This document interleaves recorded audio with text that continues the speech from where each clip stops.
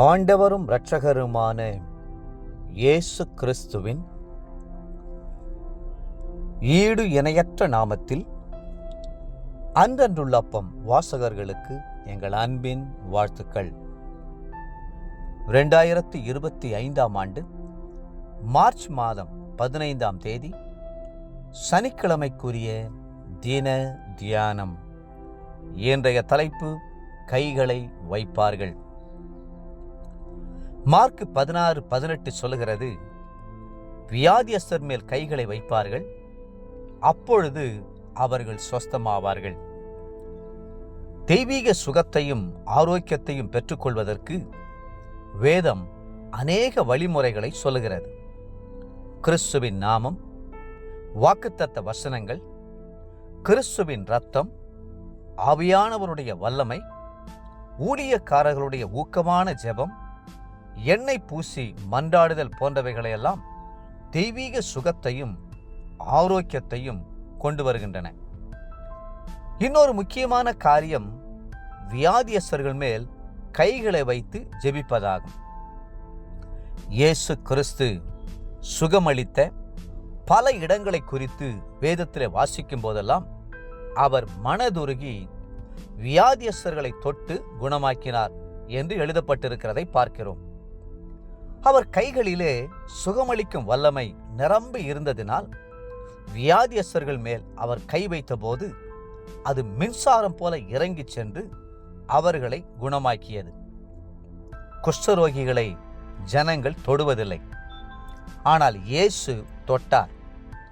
சாதாரணமான குஷ்டரோகத்தின் நோய்க்கிருமிகள் தொற்றக்கூடியவை, ஆனால் இயேசுவின் வல்லமையோ தொற்றக்கூடிய அந்த நோய்க்கிருமிகளை அழித்து விடுதலை கொடுக்க கூடியதாய் இருந்தது.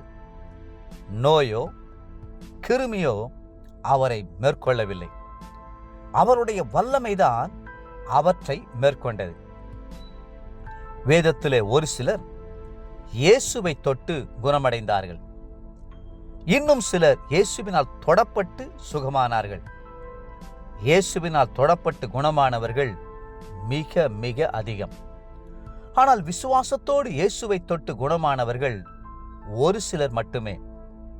பெரும்பாலுள்ள ஒரு ஸ்திரீ இயேசு கிறிஸ்துவுடைய வஸ்திரத்தின் தொங்கலை தொட்டவுடனே சொஸ்தமானாள். இயேசு குருடரை தொட்டார். வேதம் சொல்கிறது, அப்பொழுது அவர்களுடைய கண்களை அவர் தொட்டு, உங்கள் விசுவாசத்தின்படி உங்களுக்கு ஆக கடவது என்றார். மத்தேயு 9:29.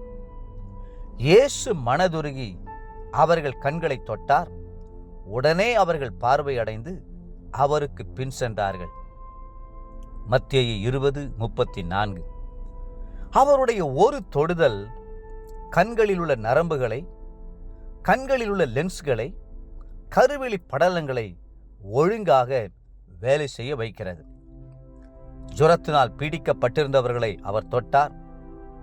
ஒருமுறை இயேசு பேதுருடைய வீட்டிற்கு சென்றிருந்த போது பேதுருவின் மாமி ஜுரத்தினால் பீடிக்கப்பட்டிருக்கிறதை கண்டார்.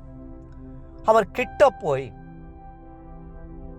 அவள் கையை பிடித்து அவளை தூக்கிவிட்டார். உடனே ஜுரம் நீங்கி அவளை விட்டு நீங்கிற்று.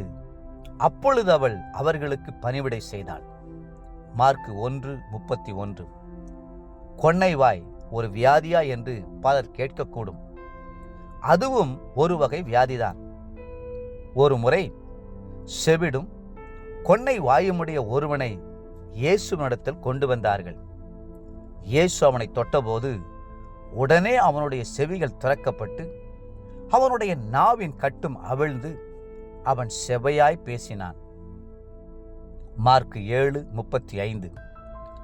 இயேசுவால் தொடப்பட்ட அனைவரும் தெய்வீக சுகத்தை பெற்றுக்கொண்டார்கள். தேவப்பிள்ளைகளே, அந்த தெய்வீக தொடுதல் உங்கள் மேலும் கடந்து வருவதாக. இன்றைய நினைவிற்கு மத்தேயு 17:7. அப்பொழுது இயேசு வந்து அவர்களை தொட்டு, எழுந்திருங்கள், பயப்படாதேயுங்கள் என்றார். இன்றைய வேத வாசிப்பு காலை உபாகமம் மற்றும் 27ஆம் அதிகாரங்கள். மாலை மார்க் 14ஆம் அதிகாரம் 27 53 வசனம் முடிய. அன்புக்குரிய அன்றனுள்ளப்பம் வாசகர்களே, மீண்டும் உங்களை வாழ்த்துகிறோம். இயேசு கிறிஸ்துவின் தொடுதலினாலே நீங்களும் சுகமடைவீர்கள். கர்த்தர் தாமே உங்களை ஆசீர்வதித்து மென்மேலும் உயர்த்துவாராக. ஆமென்.